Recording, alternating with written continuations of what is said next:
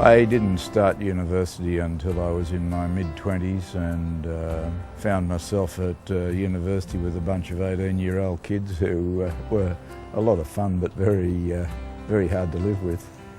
Another aspect of Pieter, which people probably don't know, that his early years were spent studying for the ministry, and while he might look like a Franciscan monk, I think that's probably where his selflessness comes from and his ideals.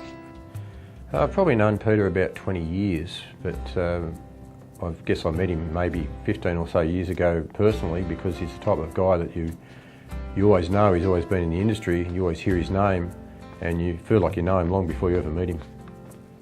I've known Pieter for approximately 20 years. We met through our company, Miller's Turf, and Pieter's done a lot of consultancy work over the years for us.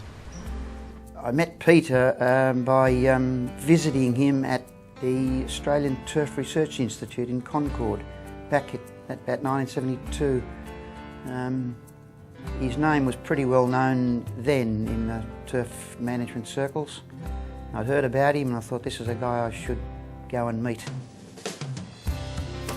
The time spent building the ATRI was a very stressful and difficult job, because I had to build something from scratch, and I'm very proud of the fact that in the 14 years that I was there, we made a substantial improvement somewhere in the turf world for every one of those years that I was there.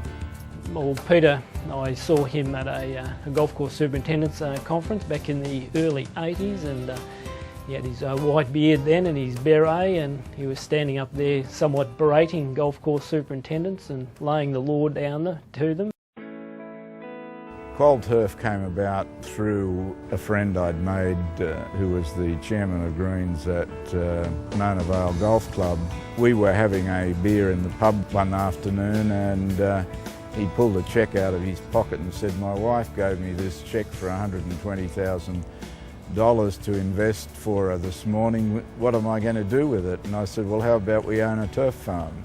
He really has done everything in terms of turf. He's grown turf, he's developed new grass types, he's helped people manage turf on bowling greens and golf courses and sports fields.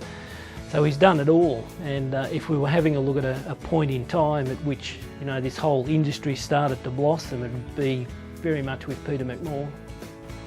I built the first sand profile stadium in Australia at North Sydney Oval. It was the result of doing that and the turnaround from what used to be called Concrete Park to a very acceptable ground was the turning point of sand profile technology in Australia. The work on stadiums led to other work on golf courses, and I've worked with something like 15 international golf course designers in my years of consulting all over the world.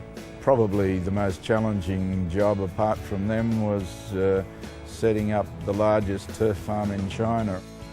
If he comes across people or organisations that are willing to open their minds to improvements or to improve their knowledge, don't look at things with a blinkered approach, admit when they don't know, he'll do anything he can to assist those people. One thing I always admired about Pieter is his willingness to share his knowledge with others. And the other quality that Pieter has is his honesty. If you ask Pieter a question and you don't want to know the answer, don't ask the question, because he'll give it to you straight between the eyes. He doesn't tolerate fools. He can be quite dogmatic in some areas.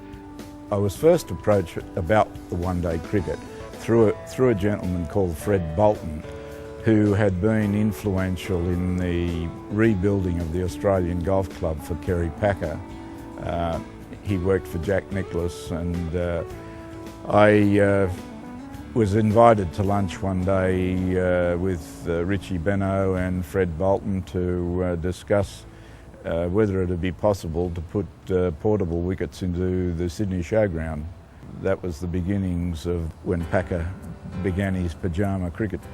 In an area where the crop is grass and taken for granted, Pieter has got a wealth of knowledge which he is quite willing to share for a lot of people, and I think this has been proven by his international reputation, and also what he's done with a whole lot of training people within the industry. The industry's changed in a large number of ways. There's been huge changes in the technology. When I began Quoll Turf, we harvested turf with a walk-behind cutting machine, and we hand-loaded it onto trucks. Following the tractor-mounted harvesters, which stacked directly onto pallets and forklifted onto trucks, we then introduced the big roll technology and the introduction of washed turf rolls for specialists. These were huge technical revolutions in the industry over a period of nearly 30 years.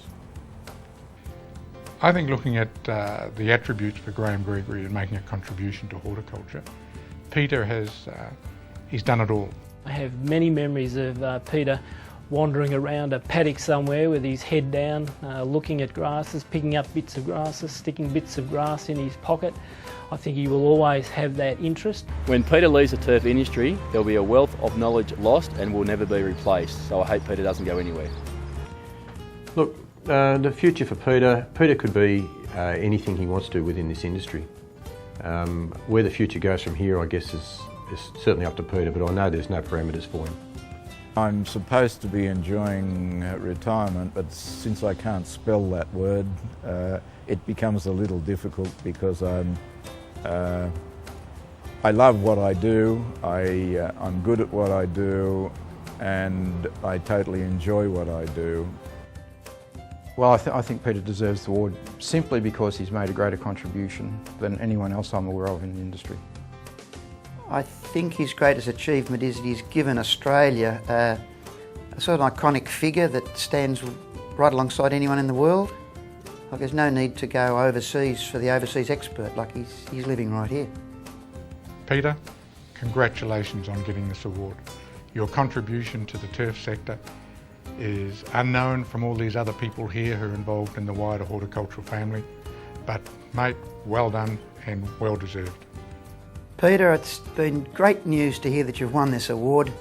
I've enjoyed being part of this presentation, and I can't think of anyone else that deserves this more than you. And you've spent a lifetime working towards this, and it's great to see you've won it, and good on you. On behalf of myself and the turf industry and all growers across Australia, we wish you all the very best, Pieter, and hope you don't retire and stick with us for a real long time. Thank you. Pieter, congratulations on this award. I can't think of anybody more deserved to win this. Both personally and professionally, you've been a milestone to the industry, and I think if anyone deserves to win this, it's certainly you. Mate, congratulations. Have a good night. Pieter, I just want to say congratulations. I owe you a lot, and the family owes you a lot, and the industry owes you a lot, and it's good to see you receive this award. Thanks for everything. Well, Pieter, congratulations on this award. I think you're very, very deserving. You have been an absolute leader for this industry. I think every new innovation, new grass type, there's a point in time that focuses back on your contribution, and I think you're very, very deserving, and congratulations and well done.